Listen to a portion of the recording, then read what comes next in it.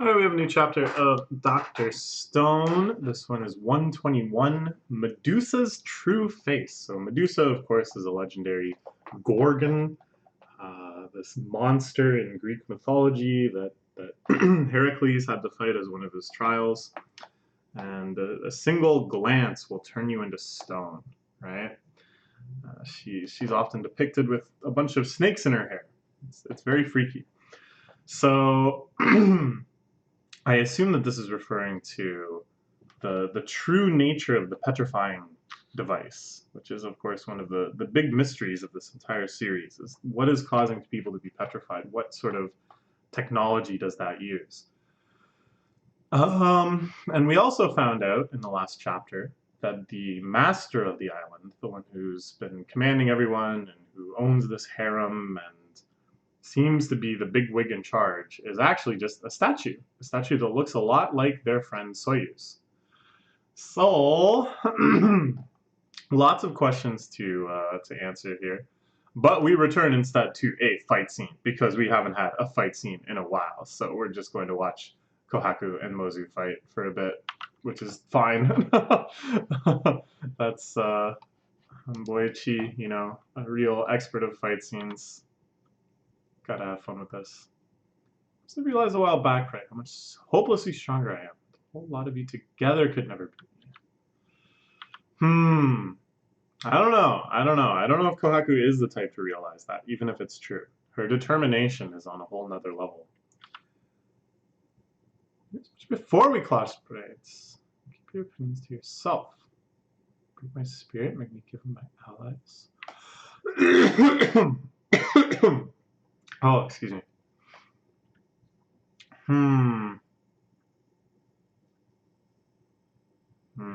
So he seems to be sincerely hitting on her, which is questionable when you're also trying to kill someone.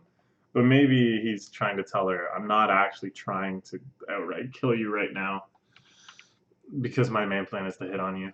I value strength of character. Someone who follows his ideals step by step. Someone who keeps hammering away however long it takes. That's the sort of man I'd fall for. Ha! So you can read into this as shipping with Senkyu, as I'm sure lots of people probably do. What I like, though, is that this refers to almost every character in Dr. Stone.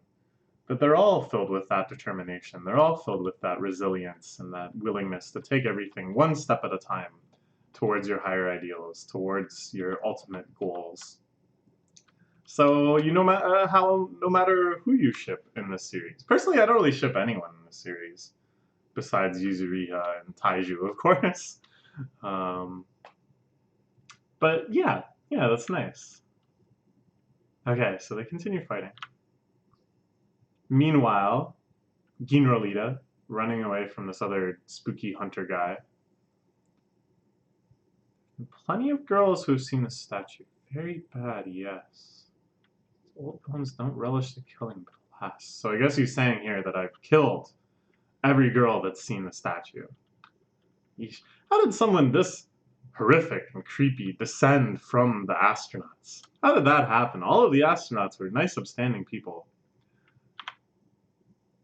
Ginro runs off. Ultimate move, not my problem. Kohaku, help me! But can you see that Kohaku needs help herself? She's fighting bare-handed against this guy with a gigantic spear. Oh my god, what? Whoa, what? I'm shocked. Okay. We haven't really seen that much injury in this series, not to this sort of extent. There's been a few incidents where they've had kind of a big dramatic somebody's getting hurt. When Tsukasa killed Senkyu way back in the opening arcs of the series, leading Senkyu to have his corpse taken away, and then of course it turns out he was faking his death and so on and so forth. So that of course had major implications, but he didn't really even get hurt because he was hit on that petrified part of his neck. And then there was Tsukasa getting hurt in the battle with Hyoga and stuff. And of course, that's like a going concern. They cryogenically froze him. They're looking for the petrification and depetrification powers in order to try to heal him completely. But aside from that, usually, you know, there's been fights and stuff, but people just kind of get beat up. We've never seen this sort of graphic depiction of injury outside of a few cases like that. This is Jesus. Wow, this is so much more than I ever thought they would do. Oh my god, Ginro. Attack pierced multiple organs. There's no coming back from this. Holy shit. What is happening? I mean, this arc definitely had some intensity, and there was the whole, you know, everyone on the boat getting petrified, which was crazy. And for a while, I thought those were kind of our 2 points that we staked out. On one side, we had the kind of bizarre, silly fun of Ginro, Lita, and the harem, and on the other side, we had this urgent crisis. How are we going to save all of our petrified friends? But then suddenly, things got a whole lot more serious, and it is because of the harem plan. Holy what? The master's a statue. Looks just like Soyuz. Great job getting that information. So no saving me now. I'm supposed to be a village guard, a warrior even. So I had to be cool at the very end. Says goodbye to Kinro.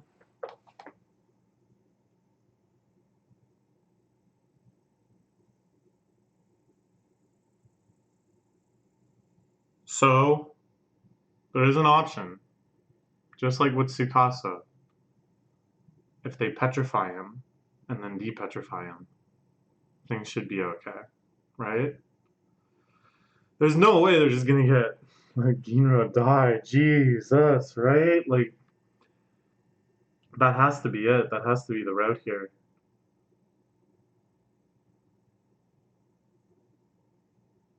But like, you know, that's been their plan this entire arc. That's been goal number 1 since they set foot on the island.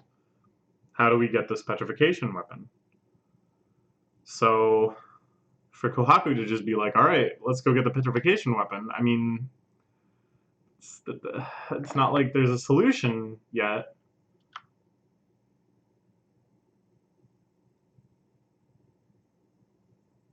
Okay. Kohaku sprints straight up the tree. She's so badass. Listen to me, everyone. Okay.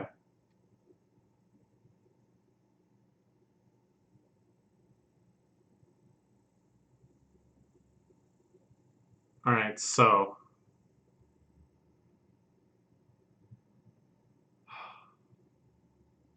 she's about to activate the petrification weapon. Probably both Kohaku and Ginro are going to be statued, but it will save his life.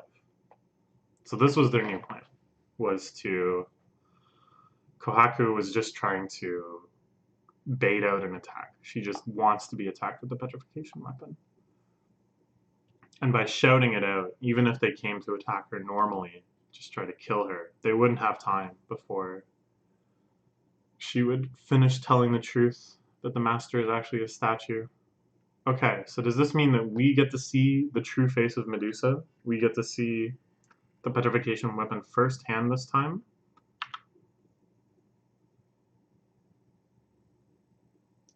Use the weapon. Nobody can beat your battle instincts, Cock.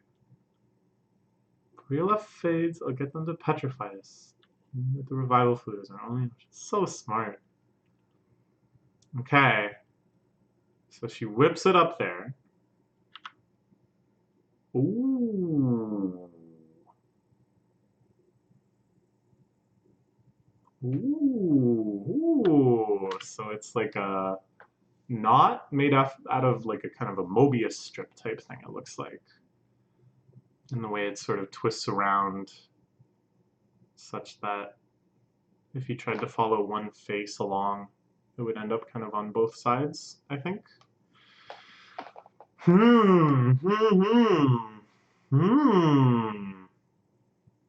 I like it. I was so curious about what they were going to do, you know? I didn't know if it would be I really had no idea. Like I knew it was gonna be something scientific, right? Anything else would be so out of line with the series. There's no way that it was suddenly gonna be magical or alien or something like that. That it was gonna be some obscure Earth technology. So to me, you know, in the end, it's all about Dr. Stone and minerals and Earth's natural resources and stuff have been a recurring important plot element. So I think this is going to be like some new, previously undiscovered substance that when you shatter it, it releases this dust, this petrifying dust. Something like that. Medusa is based on science. Now, does she know the term Medusa from the 100 tales passed down through her sister and stuff? That's my guess. Ooh, wait a minute! Okay, so at first I thought it was just sort of shiny rocks. But using Kohaku's super intense vision, of course, we can see this is actually a very elaborate microchip. This is something that's actually built. Ooh. Alright, now wouldn't it be funny if Senkyu's drone just miraculously flew in and grabbed it, incidentally killing Ginro?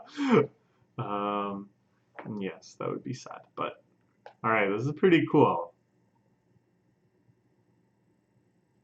Ah, okay, alright. That makes even more sense than some previously undiscovered mineral, because, like, that's basically just magic. You know, you can say, oh, you know, it has these properties. It's like a new element. It's some rare earth metal that appears on the island of stability, even though it has an atomic number of like 350 or something like that. Meh, you know, you're basically just saying it's magic. But with this, with some sort of technology, I mean, sufficiently advanced technology is indistinguishable from magic, but the feel of it is a lot different, and the way that they're going to ultimately engage with it is going to be a lot different if it's something technological. Ooh, ooh, how exciting. Okay, alright. This chapter is all over the place, like, just 10 pages ago or whatever, we were seeing our poor Ginro Lita getting stabbed through multiple organs with this guy's disgusting fingernails. And I felt, you know, this deep sense of revulsion against everything. And now, like, I'm so engaged in the best, most kind of wholesome possible way. If we fight back with science, we can't lose. Okay. So, we still don't know what the exact mechanism is, but we can see here a light is going off. So, presumably, once the rope kind of tugs it, it activates this at the end of the throw. And then a huge light emanates from it. Now we wait and trust in them and their science. We'll be fine. Alright, crazy chapter. Crazy chapter. Really all over the map when it comes to the appeal of this series. And 0 panels with Senkyu. Senkyu does not show up once in this entire chapter. Pretty rare. Perhaps this is the first time ever. I don't know. No, I think there was a few chapters where they followed Taiju and Yuzuri way back in the day. Alright. Pretty crazy one. We'll go back to Senkyu, I guess, in the next chapter. Hopefully he'll figure out that they must have intentionally petrified themselves. Oh man, this weapon. What's going on here? How interesting. Okay, that's all for now. See you next week.